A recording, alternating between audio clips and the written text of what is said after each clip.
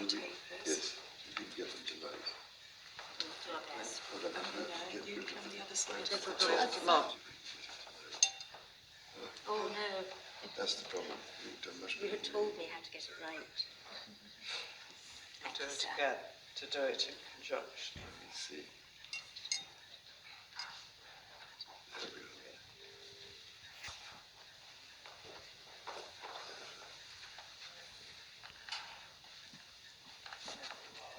Is it going to work? Well, I hope this will be one way of trying to remember all those poor people who've had to suffer such horrors for so many years and still do. Sometimes, you do get a bit of good comes out of bad. Just to tell us of the young people of today.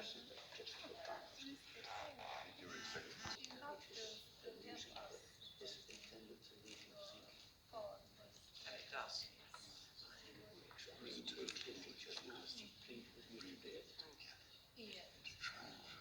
But I think talking to you and a lot of the other survivors, this feeling of positivity.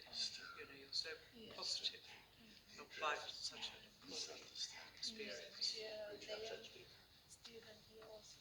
Gruppen lange Zeit Vorbehalte gegen ein Andergab. Bei mancher der jährlichen Gedenkveranstaltungen galt noch vor wenigen Jahrzehnten, dass nicht an homosexuelle Männer erinnert werden sollte.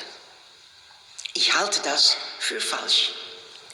Darum habe ich die Petition, initiiert von dem Historiker und Freund Lutz van Dijk, um auch an sexuelle und geschlechtliche Minderheiten im Bundestag zu erinnern, als eine der ersten damals unterzeichnet. Berührungen, sogar Blicke waren strafbar. Zehntausende wurden der Homosexualität beschuldigt. Schon das genügte oft, um ihre gesellschaftliche Existenz zu ruinieren. Mehr als die Hälfte der Männer wurden verurteilt, meist zu langen Haftstrafen und Zwangsarbeit. In einigen Fällen wurden Männer zur Sterilisation gezwungen, viele in den Selbstmord getrieben. Auch wenn der Paragraph 175 nur für Männer galt, waren lesbische Frauen vor Verfolgung keinesfalls sicher. Ebenso wenig wie die Menschen, die nicht das Geschlecht leben konnten oder wollten, das die Gesellschaft von ihnen verlangte. Wer nicht den nationalsozialistischen Normen entsprach, lebte in Angst und Misstrauen. Am härtesten traf es die vielen tausend Frauen und Männer, die aufgrund ihrer Sexualität teils unter Vorwänden in Konzentrationslager deportiert wurden. Sie standen auf einer der untersten Stufen der sogenannten Lagerhierarchie und waren der allgegenwärtigen Gewalt ungeschützt ausgesetzt. Viele wurden für medizinische Experimente missbraucht. Die meisten kamen schon nach kurzer Zeit um oder wurden ermordet. Heute, vor 78 Jahren, wurde Auschwitz befreit. Aus den Lagern befreit wurden auch die wegen ihrer Sexualität Inhaftierten. Doch für sie brachte das Ende des Nationalsozialismus kein Ende der staatlichen Verfolgung. In beiden Teilen Deutschlands galt der Paragraph 175 Strafgesetzbuch nach 1945 weiter. In der Bundesrepublik bis 1969 sogar in der Fassung der Nationalsozialisten. Aus heutiger Sicht klingt es unglaublich. Erst 1994 wurde der Paragraph 175 vollständig gestrichen. Und es dauerte noch einmal viele Jahre, bis alle Urteile aufgehoben wurden, bis unsere Demokratie die Kraft fand, einzugestehen, diese Urteile waren Unrecht. Auch auf die Anerkennung als Opfer der Nationalsozialisten warteten sexuelle Minderheiten lange vergebens. In den 80er Jahren begannen zivilgesellschaftliche Initiativen in Ost- und Westdeutschland öffentlich an deren Verfolgungsgeschichte zu erinnern und stießen damit immer wieder auch auf Widerstand. Es ist mir sehr wichtig, dass wir heute der Menschen gedenken, die wegen ihrer sexuellen Orientierung und geschlechtlichen Identität verfolgt wurden. But I wouldn't go without these Me, Is that you there? yes, The little girl in the Yeah. middle. Yeah. And your mother's just behind you. yes. She's a very beautiful woman. You were born in 1937 in Poland. What's your earliest memory? I think I was a very happy child. I adored my mother. I loved my father. Aunt was somebody I was taken to see, and The matriarch. yes, and then, but you know, it was quite difficult, I think, for my grandfather, because he came from, I think, Belarus, and he ended up in whatever looking for a job, and he came back very disturbed, increasingly disturbed about what was happening in the rest of Eastern Europe.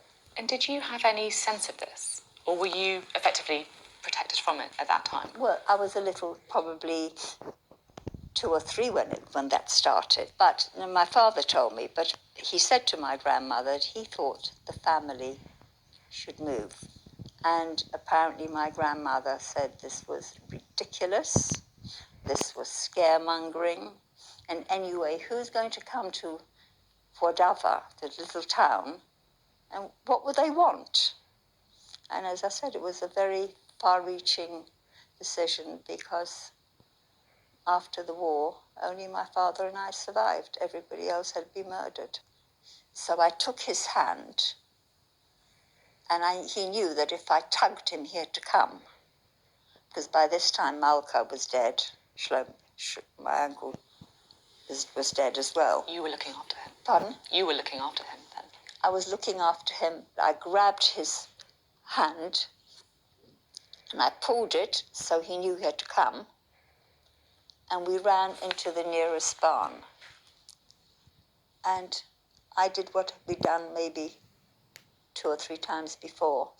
I ran down to the middle of it and dived into the straw. There were always lots and lots of straw there. But she lay down beside me, and we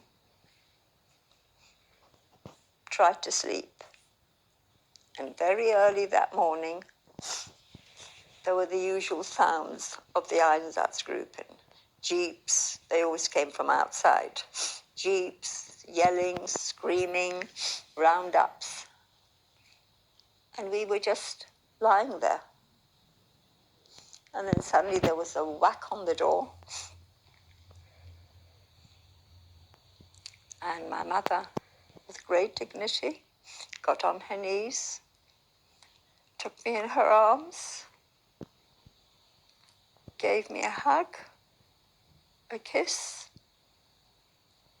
and with great dignity, I've always remembered, she didn't run, she didn't make a sound.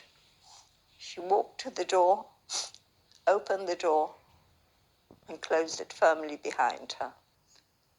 Somebody shouted an order, and they started to shoot, and I saw her fall, and I saw the blood on the snow. And in that, I always say, in that time, I absolutely grew up. I knew I mustn't make a sound.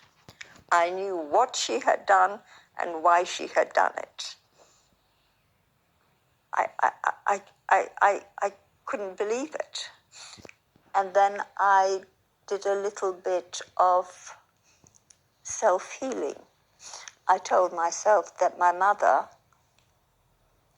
was probably injured, and she pretended to be dead because it had happened that people pretended to, and they were saved. And of course, my father had been there the night before.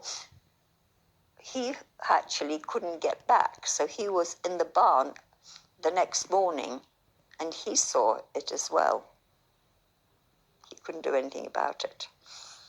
And I convinced myself that she pretended to be dead, but she wasn't really, because she was with my father. And in a way, it helped me get through to the end of the war.